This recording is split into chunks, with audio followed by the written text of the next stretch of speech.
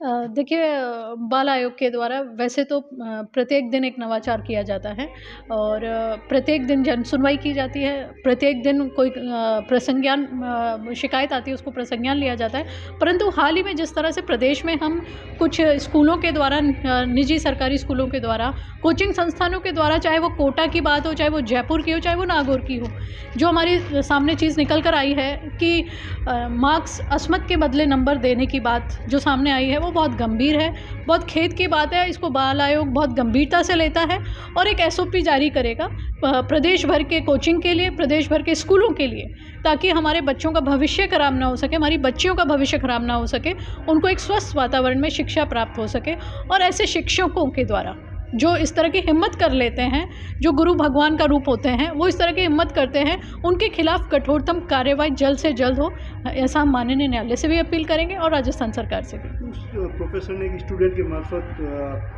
जो भी बच्चियाँ थी उनसे कॉन्टैक्ट करवाते थे, उनसे अस्पत मांगते थे नंबरों के बदले, उसको लेके विभाग कितना गंभीर है, आयोग कितना गंभीर है? बिल्कुल, जैसे ही मामले की जानकारी प्राप्त हुई, तुरंत प्रभाव से हमने प्रसंज्ञान लिया।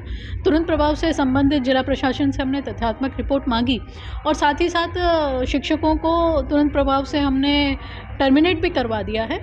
लेकिन यहीं तक नहीं, उसके अलावा भी और भी इसमें जो लिप्त हैं उसकी भी हम जानकारी प्राप्त कर रहे हैं और बाल आयोग पूरी तरह से गंभीर है सब चीज़ों को लेकर और तुरंत कार्रवाई की जाएगी। आज बच्चों ने भगदड़ मच दी और गेट के अंदर घुस गए, तोड़ फोड़ हो गई, इस तरीके से बच्चों से क्या अपील रहेगी उनकी? हाँ, मेरा निवेदन रहेगा कि बच्चों को संयम रखना चाहिए।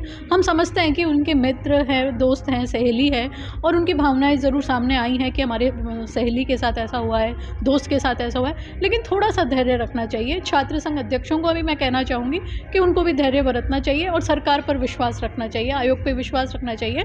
और मैं पूरा विश्वास दिलाती हूँ उनके अभिभावकों को, छात्रों को, कि बाल आयोग उनकी इस तकलीफ़ में साथ खड़ा है और जो बच्चियों के साथ भविष्य खराब करने का प्रयास किया गया है उसके लिए हम बहुत कठोरतम कार्रवाई करेंगे और बच्ची के मानसिक पटल पर कोई ऐसी बात ना रहे, उसके लिए बेहतर काउंसलिंग और उनको पुनः वापस मुख्यधारा से जोड़ने का प्रयास बाल आयोग करेगा। स्कूलों में एक बार फिर से गुड टच के लिए भी कुछ? बिल्कुल, बाल आयोग ने एक फिल्म का निर्माण भी किया है जो बहुत ही सरल शब्दों में और सरल भाषा में, क्योंकि फिल्म एक ऐसा माध्यम है जिसके माध्यम से बच्चा और बच्ची आराम से समझ सकते हैं।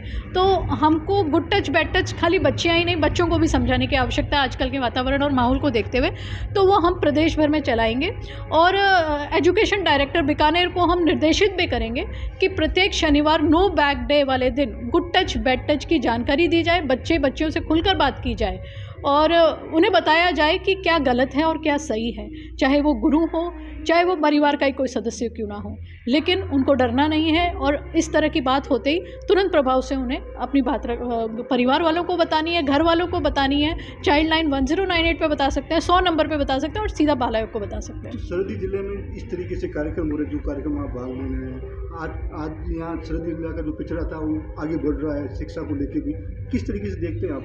जी बिल्कुल, मुझे बड़ी खुशी हुई बाड़मेर आकर एक दिवसीय और वार्षिक उत्सव कार्यक्रम में भाग लिया। वार्षिक उत्सव एक बहुत ही अच्छा इस तरह का एक प्लेटफॉर्म होता है जिसके माध्यम से बच्चों की प्रतिभाएं बाहर निकल कर आती हैं। और जिस तरह से बाड़मेर कहलाया जाता है बॉर्डर एरिया, और यहाँ शिक्षा से भी काफ़ी बच्चे वंचित रहते हैं, मुझे खुशी है कि अंग्रेज़ी माध्यम विद्यालय में इतनी तादाद में बच्चे यहाँ पर शिक्षा प्राप्त कर रहे हैं। और कई हमारे यहाँ पर बॉर्डर पर जो उनके माता पिता हैं वो बच्चे यहाँ पे शिक्षा प्राप्त कर रहे हैं, तो मुझे खुशी हुई। और मैं चाहूँगी कि प्रत्येक स्कूल में इसी तरह से वार्षिक उत्सव किया जाए और उसमें ये सुनिश्चित किया जाए कि प्रत्येक बच्चा जो है वो इस कार्यक्रम में भाग ले, ताकि कोई भी बच्चा पीछे ना रहे, सभी बच्चे अपने आप को बराबर समझें।